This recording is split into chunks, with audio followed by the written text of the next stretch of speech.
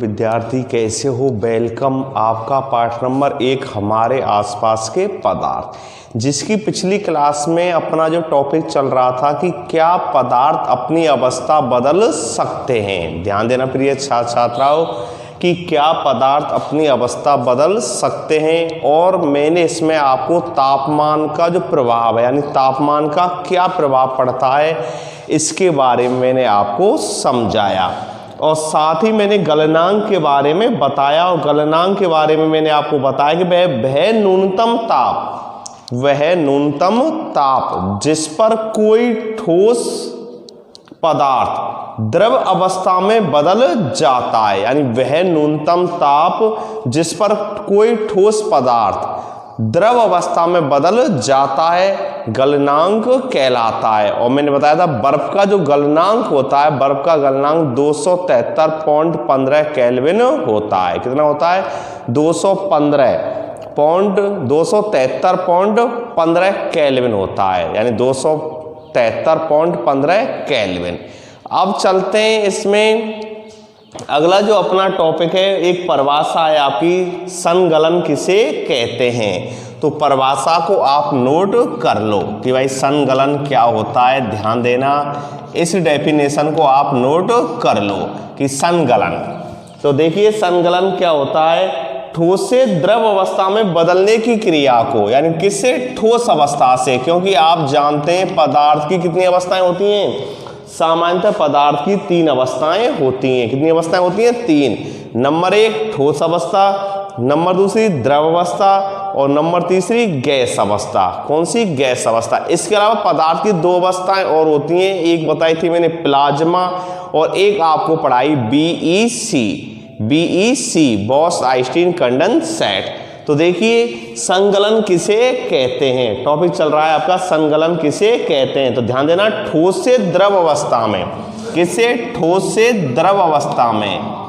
आई भाषा में कौन सी अवस्था में? द्रव अवस्था में बदलने की जो क्रिया होती है। क्या होती है? बदलने की जो क्रिया होती है, यानी ठोस से द्रव अवस्था में बदलने की जो क्रिया। डेफिनेशन को नोट कर लेना इसको कि ठोस से द्रव अवस्था में बदलने की जो क्रिया होती है, प्रक्रिया होती है, उसको ही हम क्या कहते हैं? संगलन के नाम से जानते हैं। आई भाषा में, यानी ठोस से द्रव अवस्था में बदलने की जो प्रक्रिया होती है उसको हम क्या कह देते हैं? प्रक्रिया को संगलन कहते हैं। जैसे मैंने आपको पिछली वीडियो में बताया था कि जो बर्फ होती है, बर्फ, और बर्फ का जो गलनांक होता है, बर्फ का गलनांक के बारे में मैंने आपको बताया, यानी 273.15 केल्विन।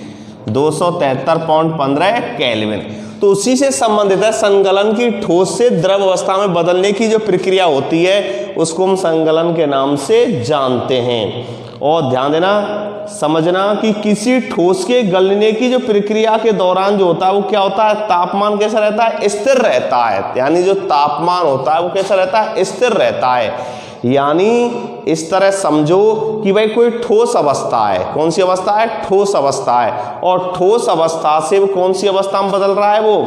यानी ठोस अवस्था से माना द्रव अवस्था में बदल रहा है। यानी किसी ठोस के गलने की प्रक्रिया के दौरान, किसी ठोस के गलने की प्रक्रिया के दौरान, संगलन का मतलब होता है गलने की प्रक्रिया। संगलन का शाब्दिक अर्थ क्या होता है? गलने की प्रक्रिया। क्या होता है? गलने की प्रक्रिया। आई बात समझे? तो संगलन की जो प्रक्रिया होती है, इस प्रक्रिया के दौरान क्या होता है? तापमान कैसा होता है? स्थिर रहता है। क्या होता है? तापमान कैसा होता है? स्थिर रहता है। और इस दौरान दी गई ऊष्मा, यानी इस दौरान दी गई ऊष्मा बर्फ की अवस्था में क्या आती है? बर्फ की अवस्था परिवर्तन में काम में आती है। भाई इस समय जो हम उसको ऊष्मा दे रहे हैं, भाई मैंने एक प्रयोग बताया था कल आपकी, भाई एक बीकर लिया, मध्यम आकार का, उसमें क्या ले लिया? बर्फ का टुकड़ा ले लिया, और तापमान नोट करने के लिए उसमें क्या लगा दिया? थर्मामीटर को व्यवस्थित कर लिया, और बर्नल की सहायता से उस बीकर को क्या करते हैं? गर्म करते हैं, और देखते, और उनके प्रारंभिक तापमान को हम नोट कर लेते हैं। जैसे ही बर्नल से उसको गर्म करते हैं तो उसके तापमान को हम नोट करते हुए चले जाते हैं, और जैसे ही बर्फ यानी बर्फ यानी किसमें, द्रव अवस्था में, जल अवस्था में क्या होती है, बदल जाती है, उस समय के तापमान को भी उसमें नोट कर लेते हैं। आई बात समझ। तो ठोस से द्रव अवस्था में, किसे, ठोस से द्रव अवस्था में, यानी द्रव अवस्था में आप जानते हैं यानी कि कोई भी ठोस पदार्थ है और द्रव अवस्था में क्या हो जाता है, वो बदल जाता है, तो उसे हम क्या कहते हैं, उसे गलनांक के नाम से जानते हैं। किसके नाम जानते हैं, गलनांक के। तो वही बात मैं आपको बता रहा हूं कि भाई जो अपना किसी ठोस के गलने की जो प्रक्रिया होती है उसके दौरान तापमान कैसा रहता है, स्थिर रहता है। कैसा रहता है, स्थिर। और इस दौरान दी गई ऊष्मा, इस दौरान जो दी गई क्या होती है, ऊष्मा होती है। आई बात समझ। ऊष्मा क्या करती है, बर्फ को, जो बर्फ है, और बर्फ कौन सी अवस्था में पाई जाती है, ठोस अवस्था में। तो बर्फ की अवस्था के जो परिवर्तन हो रहा है, बर्फ की जो अवस्था में क्या हो रहा है, परिवर्तन हो रहा है, उस परिवर्तन के काम में आती है। आई बात समझ में। क्योंकि बर्फ जो होती है वो ठोस अवस्था होती है, क्योंकि सामान्यतः पदार्थ की 3 अवस्थाएं पाई जाती हैं। और आपका टॉपिक चल रहा है कि क्या पदार्थ अपनी अवस्था को बदल सकते हैं। तो मैंने इसका उत्तर बताया था आपके लिए कि पदार्थ जो होते हैं वो अपनी अवस्थाओं को बदल सकते हैं। और उसमें नंबर 1 चल रहा है तापमान का प्रभाव, कि भाई तापमान के द्वारा पदार्थ अपनी अवस्था को किस प्रकार बदल रहे हैं, यानी किस प्रकार बदल रहे हैं। आई बात समझ में। तो इस बात को आप नोट कर लेना भाई, संगलन किसे कहते हैं। तो ठोस से द्रव अवस्था में बदलने की प्रक्रिया को हम संगलन कहते हैं। और इस दौरान जो दी गई जो ऊष्मा होती है वो बर्फ के अवस्था परिवर्तन के काम में आती है, और इसे हम क्या कह देते हैं, गुप्त ऊष्मा के नाम से जानते हैं। किसके नाम जानते हैं, गुप्त ऊष्मा के नाम से जानते हैं। तो देखिए गुप्त ऊष्मा की डेफिनेशन को ध्यान देना, यानी गुप्त ऊष्मा किसे कहते हैं, यानी गलन की गुप्त ऊष्मा किसे कहते हैं। तो इस डेफिनेशन को मैं आपको लिखा देता हूं, इसको आप नोट कर लेना, हेड डाल लेना, गलन की गुप्त ऊष्मा, गलन की गुप्त ऊष्मा। तो देखिए नोट करना इस बात को कि गलन की गुप्त ऊष्मा क्या होती है। तो देख, एक वायुमंडलीय दाब पर, कितने पर, एक वायुमंडलीय दाब पर, यानी एक एटीएम भी बोल देते हैं इसको, मानक वायुमंडलीय दाब के नाम से भी जानते हैं। तो एक वायुमंडलीय दाब पर, एक, लिखना डेफिनेशन को, एक वायुमंडलीय दाब पर, एक वायुमंडलीय दाब पर, और कितना, 1 kg, यानी कितना ले रहे हैं, 1 किलोग्राम ले रहे हैं। कितना ले रहे हैं, 1 किलोग्राम। एक वायुमंडलीय दाब पर 1 kg ठोस को, यानी एक वायुमंडलीय दाब पर 1 kg ठोस को, यानी किसको, ठोस को, यानी एक वायुमंडलीय दाब पर 1 kg ठोस को उसके गलनांक पर द्रव अवस्था में बदलने के लिए जितनी ऊष्मीय ऊर्जा की क्या होती है, आवश्यकता होती है, यानी क्या होती है, जितनी ऊष्मीय ऊर्जा क्या होती है, आवश्यकता होती है, उसे गलन की गुप्त ऊष्मा कहते हैं। कि भाई एक वायुमंडलीय दाब पर, और कितना, 1 kg क्या है, ठोस पदार्थ है, कोई क्या है, ठोस पदार्थ है, और उस ठोस पदार्थ को उसके गलनांक पर, कौन से बिंदु पर, उसके गलनांक बिंदु पर कौन सी अवस्था में बदल रहे हैं, द्रव अवस्था में बदल रहे हैं। कौन सी अवस्था में बदल रहे हैं, द्रव अवस्था में। और द्रव अवस्था में बदलने के लिए जितनी ऊर्जा की क्या होती है, आवश्यकता होती है, जितनी ऊर्जा क्या होती है, आवश्यकता होती है, उससे गलन की गुप्त ऊष्मा कहते हैं। आई बात समझ में। तो देखिए प्रिय छात्र छात्रा, इस डेफिनेशन को आप नोट कर लेना, हेड डाल लेना, गलन की गुप्त ऊष्मा, और डेफिनेशन लिखने हैं, इसकी परिभाषा लिख लीजिए। एक वायुमंडलीय दाब पर 1 kg ठोस को उसके गलनांक पर, नोट करना, 1 kg ठोस को उसके गलनांक पर, और गलनांक के बारे में मैंने कल आपको बता दिया, पूरी डेफिनेशन भी लिखाई थी गलनांक के बारे में, और इसका एक प्रयोग यानी क्रियाकलाप के द्वारा भी ये समझाया था। तो लिखना, एक वायुमंडलीय दाब पर 1 kg ठोस को उसके गलनांक पर, किस पर, गलनांक पर, नोट कर लेना जाता, गलनांक पर द्रव अवस्था में, कौन सी अवस्था में, द्रव अवस्था में बदलने में, द्रव अवस्था में, किसमें, द्रव अवस्था में बदलने के लिए, यानी द्रव अवस्था में बदलने के लिए, नोट करना, बदलने के लिए जितनी ऊर्जा की क्या होती है, आवश्यकता होती है, लिखना, जितनी ऊर्जा की आवश्यकता होती है, जितनी ऊर्जा की आवश्यकता होती है एक वायुमंडलीय दाब पर 1 केजी ठोस को उसके गलनांक पर द्रव अवस्था में बदलने के लिए जितनी ऊर्जा की क्या होती है, आवश्यकता होती है, उसे गलन की गुप्त ऊष्मा कहते हैं।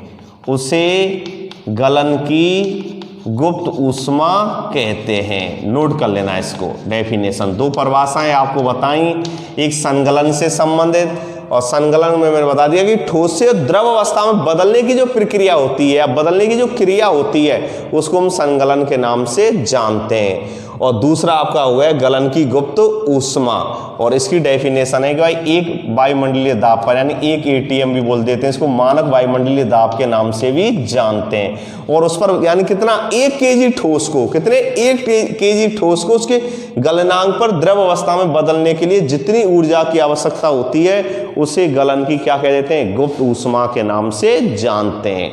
आई बात समझे। नेक्स्ट चलते हैं, ध्यान देना कि जब अब हम क्या कर रहे हैं, जल को और अधिक गर्म कर रहे हैं, यानी जल को और अधिक हम क्या दे रहे हैं, ऊष्मीय ऊर्जा देते हैं। समझना कि पहले प्रयोग में हमने क्या किया, पहले प्रयोग में हमने बर्फ को जल में बदला, यानी ठोस अवस्था को किस में बदला, द्रव अवस्था में बदला। और दूसरे प्रयोग में मैंने आपको बताया था कि द्रव अवस्था को कौन सी अवस्था में बदल रहे हैं, गैस अवस्था में बदल रहे हैं। कौन सी अवस्था में बदल रहे हैं, गैस अवस्था में बदल रहे हैं। ध्यान देना, समझना कि जैसे ही कल मैंने आपको बताया कि ठोस अवस्था का हम क्या बढ़ाते हैं, जब ताप बढ़ाते हैं, यानी ठोस अवस्था का जब हम क्या बढ़ाते हैं, ताप बढ़ाते हैं, तो उसके जो कणों की जो गतिज ऊर्जा है वो क्या होने लगती है, बढ़ने लगती है। और जैसे ही गतिज ऊर्जा बढ़ जाएगी तो उसके जो कण हैं वो तेजी से क्या करेंगे, कंपन करेंगे। और तेजी से जब कंपन करते हैं ठोस अवस्था के कण, तो वो क्या होते हैं, स्वतंत्र होकर क्या होने जाते हैं, स्वतंत्र होकर गति करने लग जाते हैं। क्या करने लग जाते हैं, स्वतंत्र होकर गति करने लग जाते हैं। और जब स्वतंत्र होकर वो गति करने लगते हैं, तो ये जो ठोस अवस्था है ये द्रव अवस्था में क्या हो जाती है, बदल जाती है। आई बात समझ में। अब इसी प्रकार कि जब द्रव अवस्था में, यानी बर्फ जो थी वो कौन सी अवस्था में बदल गई, द्रव अवस्था में बदल गई।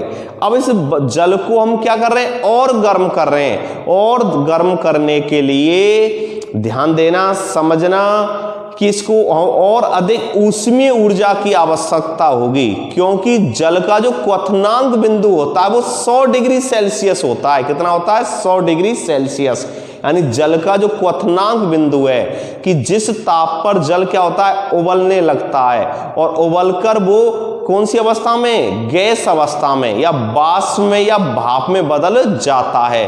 तो जल का जो क्वथनांक बिंदु होता है वो 100 डिग्री सेल्सियस होता है। कितना होता है, 100 डिग्री सेल्सियस। आई बात समझ में।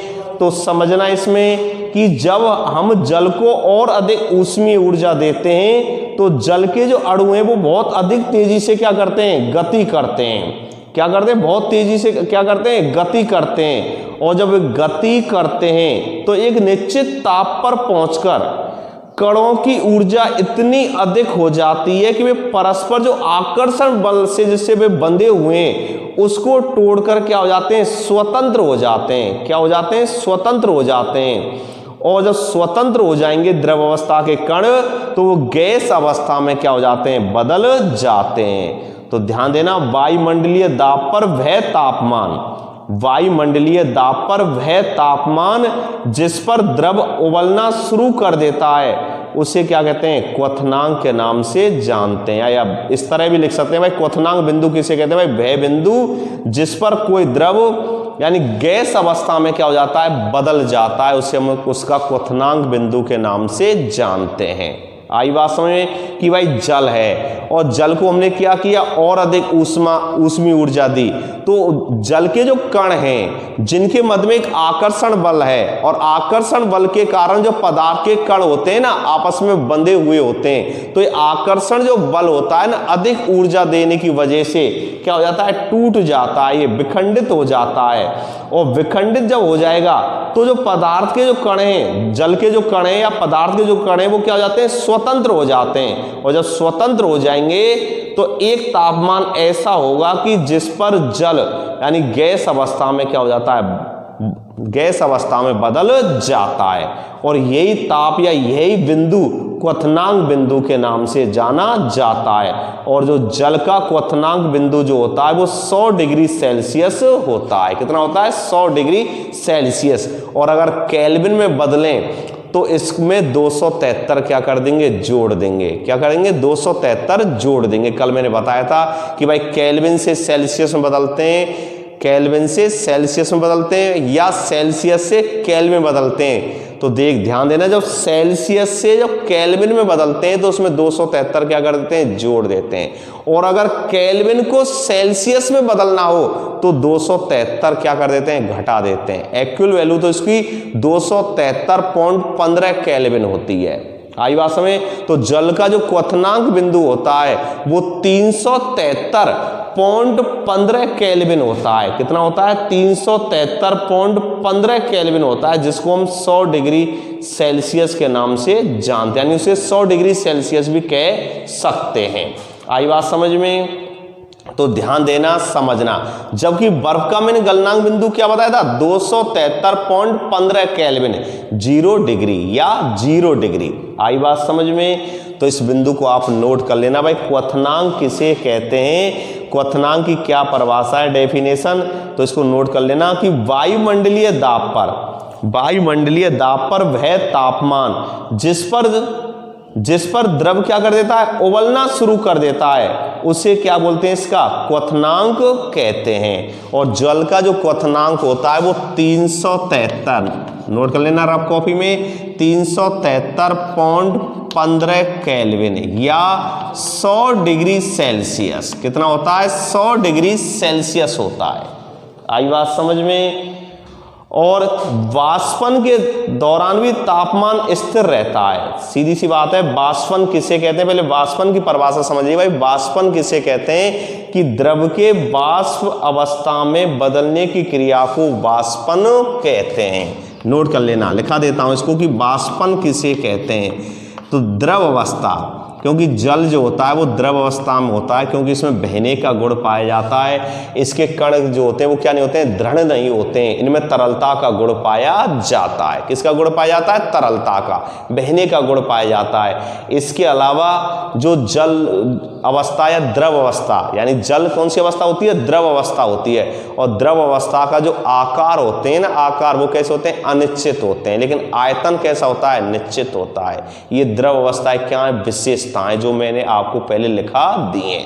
तो देखिए वाष्पन किसे कहते हैं, वाष्पन की डेफिनेशन नोट कर लेना कि द्रव के वाष्प में बदलने की क्रिया को, द्रव के वाष्प में बदलने की क्रिया को वाष्पन कहते हैं। तो नोट कर लो, द्रव के वाष्प को क्या बोल देते हैं, भाप के नाम से भी जानते हैं। किसके नाम से, भाप के नाम से। गैस अवस्था, द्रव के वाष्प में बदलने, द्रव के वाष्प में बदलने की क्रिया को, द्रव के वाष्प में बदलने की क्रिया को क्या कह देते हैं, यानी द्रव के वाष्प अवस्था में या वाष्प में बदलने की प्रक्रिया को या क्रिया को हम वाष्पन कहते हैं। तो नोट कर लो इसको, द्रव के वाष्प में बदलने की क्रिया को वाष्पन कहते हैं। क्या कह देते हैं, वाष्पन कहते हैं, वाष्पन कहते हैं। आई बात समझ में। तो देखो संगलन की, दूसरा हो गया गलन की गुप्त ऊष्मा, और तीसरा बताया आपको वाष्पन। ठीक है ना। अब देखो वाष्पन के दौरान भी क्या होता है, तापमान कैसा रहता है, स्थिर। वाष्पन के दौरान भी क्या रहता है, तापमान कैसा रहता है, स्थिर रहता है। और तथा दी गई जो ऊष्मा को हम क्या कहते हैं, वाष्पन की गुप्त ऊष्मा कहते हैं। क्या कहते हैं, वाष्पन की गुप्त ऊष्मा। कि भाई वाष्पन के दौरान भी तापमान कैसा रहता है, स्थिर रहता है। और द्रव को कौन सी अवस्था में, गैस अवस्था में बदल रहे हैं, तो उसके लिए किसकी आवश्यकता होती है, तापमान की। किसकी आवश्यकता होती है, तापमान की। तो इस तापमान को हम क्या कहते हैं, इस तापमान को हम वाष्पन की गुप्त ऊष्मा के नाम से जानते हैं। क्यों, जो ऊष्मा दी जा रही है, क्योंकि जो ऊष्मा दी जा रही है उसको वाष्पन की गुप्त ऊष्मा के नाम से जानते हैं। तो देखिए, वाष्पन की गुप्त ऊष्मा, वाष्पन की गुप्त ऊष्मा डेफिनेशन है अपनी, वाष्पन की गुप्त ऊष्मा। तो देखिए इसकी डेफिनेशन बनेगी, एक वायुमंडलीय दाब पर, किस पर, एक वायुमंडलीय दाब पर, एक वायुमंडलीय दाब पर। ध्यान देना, वाष्पन की गुप्त ऊष्मा किसे कहते हैं कि एक वायुमंडलीय दाब पर 1 केजी द्रव अवस्था को उसके क्वथनांक पर गैस में बदलने के लिए, किस में बदलने के लिए, गैस में बदलने के लिए जितनी ऊर्जा की क्या होती है, आवश्यकता होती है, जितनी ऊर्जा क्या होती है, आवश्यकता होती है, जितनी ऊष्मीय ऊर्जा की आवश्यकता होती है उसे वाष्पन की गुप्त ऊष्मा कहते हैं। तो परिभाषा नोट कर लो, एक वायुमंडलीय दाब पर 1 केजी, किसको, 1 केजी द्रव को, 1 केजी द्रव को उसके कौन से बिंदु पर, क्वथनांक बिंदु पर, कौन से बिंदु पर, क्वथनांक बिंदु पर। ध्यान देना, 1 केजी द्रव पदार्थ, 1 केजी द्रव पदार्थ को, यानी 1 केजी द्रव पदार्थ को लिखना, एक वायुमंडलीय दाब पर 1 केजी द्रव पदार्थ को, द्रव पदार्थ को,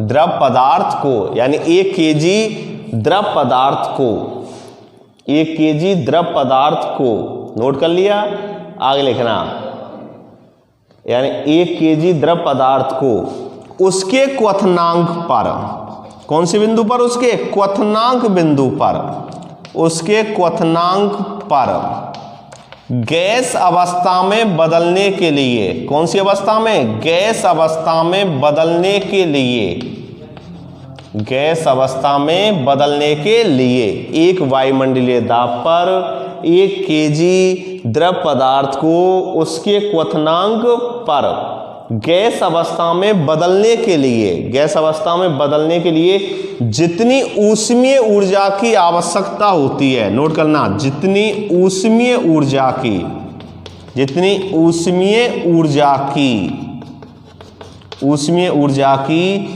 आवश्यकता होती है, आवश्यकता होती है, उसे वाष्पन की गुप्त ऊष्मा कहते हैं, उसे वाष्पन की गुप्त ऊष्मा कहते हैं। नोट कर लेना इसको, डेफिनेशन कंप्लीट हो गई कि भाई वाष्पन की गुप्त ऊष्मा किसे कहते हैं। तो एक वायुमंडलीय दाब पर 1 केजी द्रव अवस्था को उसके क्वथनांक पर गैस अवस्था में बदलने के लिए जितनी ऊष्मीय ऊर्जा की क्या होती है, आवश्यकता होती है, उसे वाष्पन की गुप्त ऊष्मा कहते हैं। गैस अवस्था में बदलने के लिए जितनी ऊष्मीय ऊर्जा क्या होती है, आवश्यकता होती है, उसे वाष्पन की गुप्त ऊष्मा कहते हैं। और एक परिभाषा क्या होती है, गलन की गुप्त ऊष्मा। और गलन की गुप्त ऊष्मा क्या होती है, इसमें बस ध्यान रखना है, वाष्पन में हमें द्रव पदार्थ लेना है और गलन की गुप्त ऊष्मा में क्या लेना है, ठोस पदार्थ लेना है। क्या लेना है, ठोस पदार्थ। और देखिए डेफिनेशन में यही अंतर है कि एक वायुमंडलीय दाब पर 1 केजी ठोस को उसके गलनांक पर द्रव अवस्था में बदलने के लिए जितनी ऊर्जा की आवश्यकता होती है उसे गलन की गुप्त ऊष्मा कहते हैं। और इसमें क्या ले रहे हैं हम, 1 केजी द्रव पदार्थ, और उसमें गलन की गुप्त ऊष्मा में क्या ले रहे थे, 1 केजी ठोस पदार्थ। आई बात समझ में, ये दोनों में अंतर है। यहाँ पर द्रव अवस्था को किस में बदलना है, गैस अवस्था में, जबकि गलन की गुप्त ऊष्मा में क्या करना था, ठोस अवस्था को किस में बदलना था, द्रव अवस्था में। कौन सी अवस्था में बदलना था, द्रव अवस्था में। आई बात समझ में। और ध्यान देना, 100 डिग्री सेल्सियस के भाप के कणों में 100 डिग्री सेल्सियस जल के कणों की तुलना में अधिक ऊर्जा होती है, इसलिए जल की अपेक्षा भाप अधिक जलन करती है। आई बात समझ में, यानी जल की जो अपेक्षा जो भाप होती है वो क्या करती है, अधिक जलन करती है। कैसी करती है, अधिक जलन करती है। तो अधिक जलन क्यों करती है, क्योंकि 100 डिग्री सेल्सियस के जो भाप के कणों में 100 डिग्री सेल्सियस जल के कणों की तुलना में अधिक ऊर्जा होती है। कैसी ऊर्जा होती है? अधिक ऊर्जा होती है। इस प्रकार हम कह सकते हैं कि तापमान बदलकर हम पदार्थ को एक अवस्था से दूसरी अवस्था में बदल सकते हैं। जैसे भाई ठोस अवस्था, ठोस अवस्था कौन सी हो गई? बर्फ अवस्था। बर्फ किस में बदल रहा है? जल में। किस में बदल रहा है? जल में। और जल किस में बदल जाता है? गैस में। गैस को अगर पुनः हम क्या करेंगे, उसका क्या करेंगे? संघनन करेंगे। संघनन करेंगे तो कौन सी अवस्था में आ जाता है? वो द्रव अवस्था में। अब द्रव अवस्था का पुनः हम क्या करेंगे? हिमांक बिंदु यानी उसका हिमन करेंगे। हिमन करेंगे तो वो कौन सी अवस्था में आ जाता है? ठोस अवस्था में। कौन सी अवस्था में आ जाता है? ठोस अवस्था में। और ठोस अवस्था का पुनः हम क्या करेंगे? संगलन करेंगे। तो संगलन करेंगे तो कौन सी अवस्था में बदल जाएगा? वो द्रव अवस्था में। अब द्रव अवस्था का पुनः हम क्या करेंगे? वाष्पन करेंगे तो कौन सी अवस्था में जाएगा? गैस अवस्था में। तो कौन सी अभिक्रियाएं हो गई? ये उत्क्रमणीय अभिक्रियाएं हो गई। कौन सी? उत्क्रमणीय अभिक्रिया, यानी ऐसी अभिक्रियाएं जो दोनों दिशाओं में चलती हैं। दोनों दिशाओं में चलने का मतलब होता है कि भाई क्रियाकारक से क्या बन जाए? उत्पाद बन जाए। और उत्पाद से उन्हीं परिस्थितियों में, उन्हीं दशा में क्या बन जाए? क्रियाकारक बन जाए। क्रियाकारक किसे कहते हैं? जो किसी रासायनिक अभिक्रिया को क्या कराते हैं? प्रारंभ कराते हैं। उन्हें हम क्रियाकारक या अभिकारक या अभिकर्मक के नाम से जानते हैं। यानी भाग लेने वाले पदार्थ जो भाग लेते हैं किसी रासायनिक अभिक्रिया में, या भाग लेने वाले जो पदार्थ होते हैं, उन्हें हम क्रियाकारक या अभिकारक या अभिकर्मक के नाम से जानते हैं। और क्रिया के अंत में जो प्राप्त होते हैं, उन्हें हम क्रियाफल या उत्पाद के नाम से जानते हैं। आई बात समझ में? तो ये कौन सी क्रियाएं हो गई? उत्क्रमणीय अभिक्रियाएं हो गई। क्रियाएं दो प्रकार की होती हैं, उत्क्रमणीय और अनुत्क्रमणीय। तो ये जैसे बर्फ किस में? जल में। बर्फ जल, जल गैस में। गैस का पुनः क्या कर दिया? संघनन कर दिया। कौन सी अवस्था में आ जाएगा? वो जल में। जल का पुनः हिमन कर दिया तो कौन सी अवस्था में आ जाएगा? वो बर्फ में, यानी ठोस अवस्था में। अब ठोस अवस्था को हम क्या करें? गलन कर दें। गलनांक बिंदु पर किस में बदल जाएगा? जल में। जल का वाष्पन कर दें, किस में बदल जाएगा? गैस में। किस में बदल जाएगा? गैस में। आई बात समझ में? तो ये उत्क्रमणीय अभिक्रियाएं हुई जो दोनों दिशाओं में चलती हैं। भाई क्रियाकारक से उत्पाद, उत्पाद से क्रियाकारक, उन्हीं परिस्थितियों में, उन्हीं ताप दाब पर। आई बात समझ? जबकि अनुत्क्रमणीय अभिक्रियाएं क्या होती हैं? जो केवल एक ही दिशा में चलती हैं। जैसे उदाहरण के लिए दूध से दही का बनना। अब दूध से दही बन गई, दूध से दही का बनना।